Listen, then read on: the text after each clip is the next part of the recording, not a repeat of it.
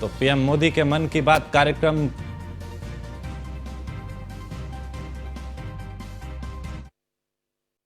उत्सव और उल्लास का महीना। चंद्रयान की सफलता ने उत्सव के इस माहौल को कई गुना बढ़ा दिया है। चंद्रयान को चंद्रमा पर पहुंचे 3 दिन से ज्यादा का समय हो रहा है। ये सफलता इतनी बड़ी है कि इसकी जितनी चर्चा की जाए वो कम है। जब आज आपसे बात कर रहा हूं तो एक पुरानी मेरी कविता की कुछ पंक्तियां याद आ रही हैं। आसमान में सिर उठाकर, घने बादलों को चीरकर, रोशनी का संकल्प ले, अभी तो सूरज उगा है।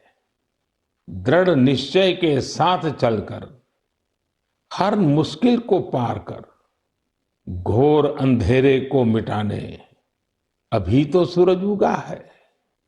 आसमान में सर उठाकर, घने बादलों को चीरकर, अभी तो सूरज उगा है।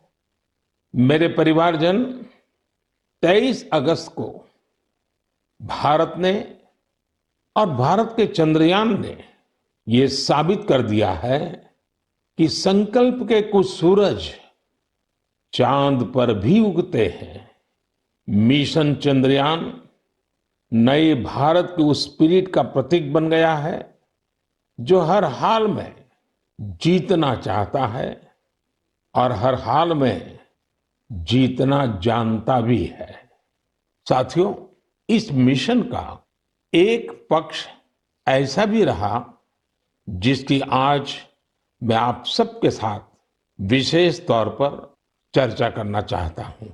आपको याद होगा, इस बार मैंने लाल किले से कहा है कि हमें विमेन लेड डेवलपमेंट को राष्ट्रीय चरित्र के रूप में सशक्त करना है। जहां महिला शक्ति का सामर्थ्य जुड़ जाता है, वहां असंभव को भी संभव बनाया जा सकता है। भारत का मिशन चंद्रयान नारी शक्ति का भी जीवंत उदाहरण है। इस पूरे मिशन में अनेकों विमेन साइंटिस्ट और इंजीनियर्स सीधे तौर पर जुड़ी रही हैं।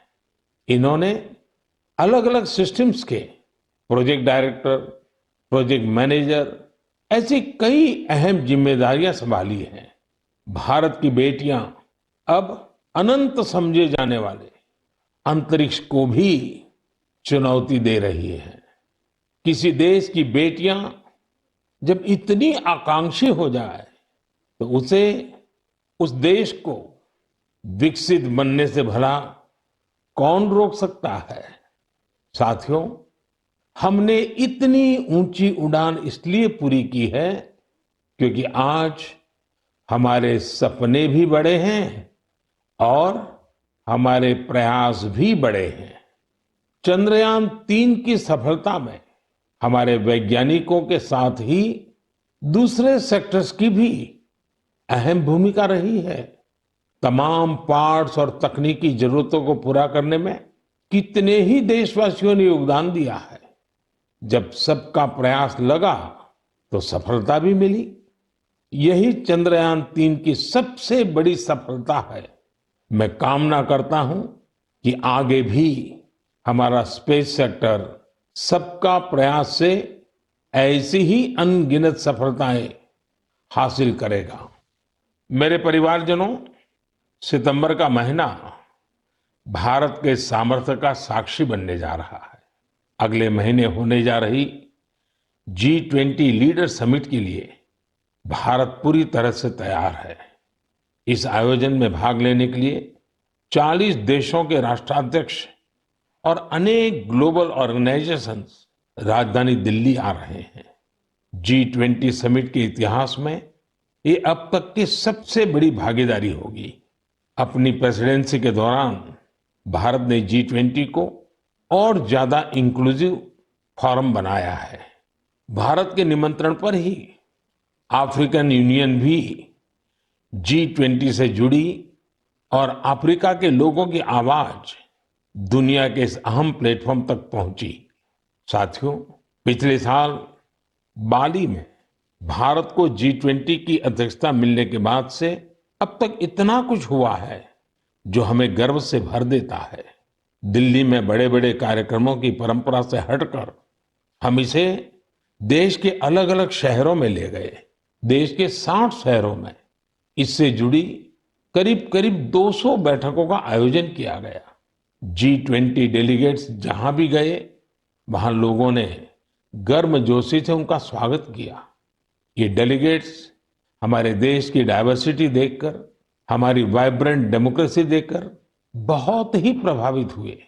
उन्हें ये भी एहसास हुआ कि भारत में कितनी सारी संभावनाएं हैं। साथियों, G20 की हमारी प्रेसिडेंसी पीपल्स प्रेसिडेंसी है, जिसमें जन भागीदारी की भावना सबसे आगे है।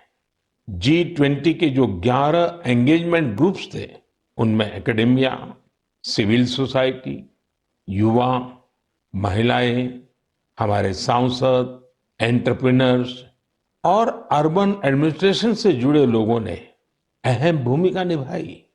इसे लेकर देश भर में जो आयोजन हो रहे हैं, उनसे किसी न किसी रूप से 1.5 करोड़ से अधिक लोग जुड़े हैं। जन भागीदारी की हमारी इस कोशिश में एक ही नहीं बल्कि दो विश्व रिकॉर्ड भी बन गए हैं।